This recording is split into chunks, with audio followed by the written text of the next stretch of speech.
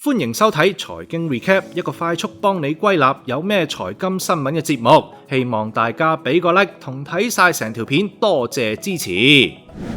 有冇搞錯啊？今年人工加得個啲啲，冇被炒都已經偷笑啦。上個星期恒生裁員震驚全港，一時間大家都擔心自己個飯碗。睇埋 JobsDB 早前公布2025薪酬調查報告，就知點解咁講啦。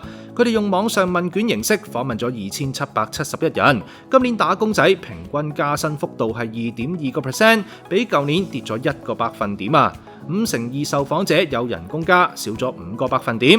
人工加得最多嘅頭3個行業咧，分別係物業及地產、公共、政府及社會服務同數據分析及研究，全部都超過3%嘅。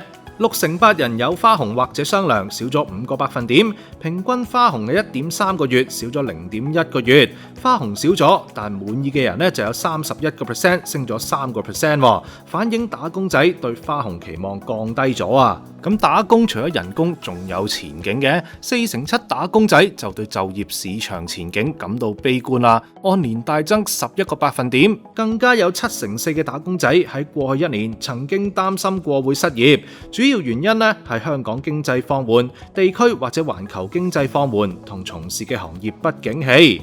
年資得2年或以下嘅打工仔仲慘啊，有82%人擔心會失業。面對依家嘅環境，就連轉工都變得審慎，得4%人計劃未來3個月轉工，有更好機會先考慮跳槽嘅人呢，就有4%，下跌咗2個百分點。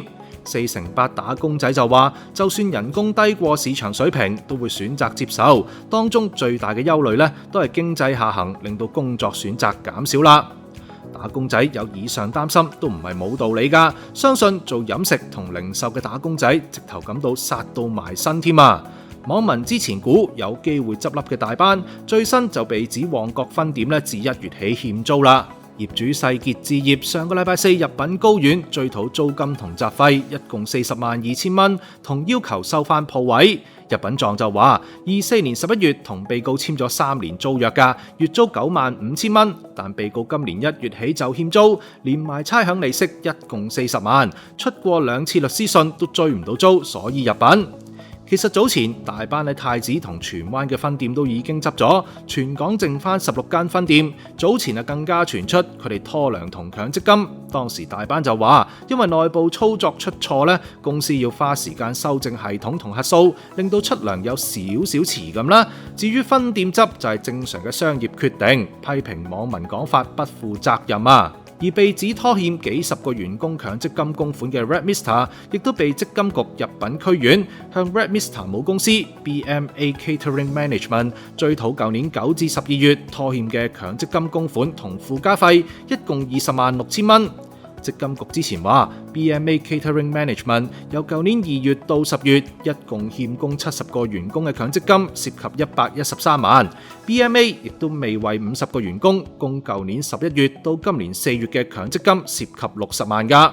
積金局行政總監鄭恩賜早前接受訪問嘅時候就話，積金局舊年發出咗40萬張欠款附加費通知書，比前年嘅37萬張多咗6至7%，主要涉及飲食、建造同零售業。佢話有1/4，即係大約10萬張會喺2個禮拜內找數嘅，成功追翻1億9000萬嘅欠款。追唔翻嘅就係1300萬，最後有5%要訴諸法庭。上年就有1000幾宗，最終都只係追得翻一半嘅欠款嘅啫。另外仲有2個數字都值得大家留意㗎，一個就係負資產啊。根據金管局公佈，今年第一季負資產宗數係4萬宗，比舊年第4季升咗6.12%，創近22年嘅新高。另一個數字就係破產宗數啦。根據破產管理處上個禮拜5公佈，4月破產呈請錄得811宗，按月跌8.5%，但係按年就升9.3%。法庭發出接管令或者破產令嘅數目係941宗，創咗21年3月嘅新高，按月升咗45.7%，按年就升9.5%。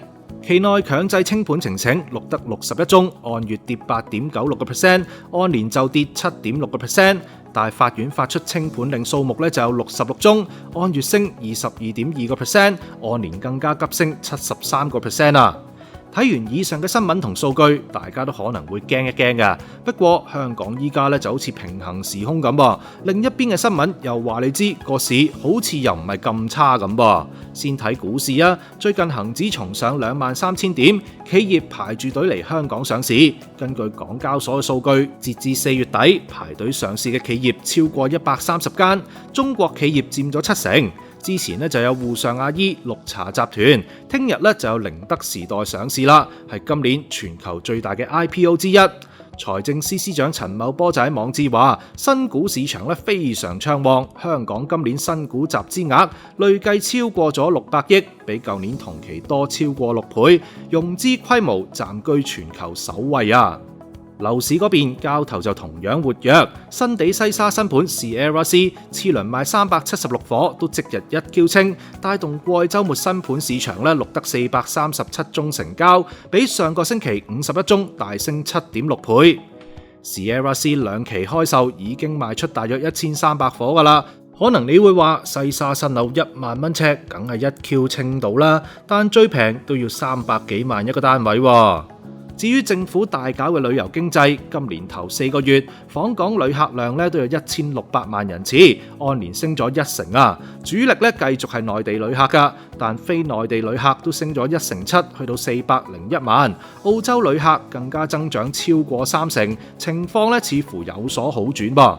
李澤楷喺香港電訊股東會都有話，喺香港政府同中央支持底下，香港經濟前景唔會太差，對未來充滿信心啊！嗱，今次條片咧就嚟到呢度，大家又覺唔覺香港經濟好似進入咗平行時空咁呢？又認為依家嘅市道係好定係壞啊？歡迎留言討論下。鍾意條片就記得俾 like 同訂閱，下次再同大家財經 recap 啦。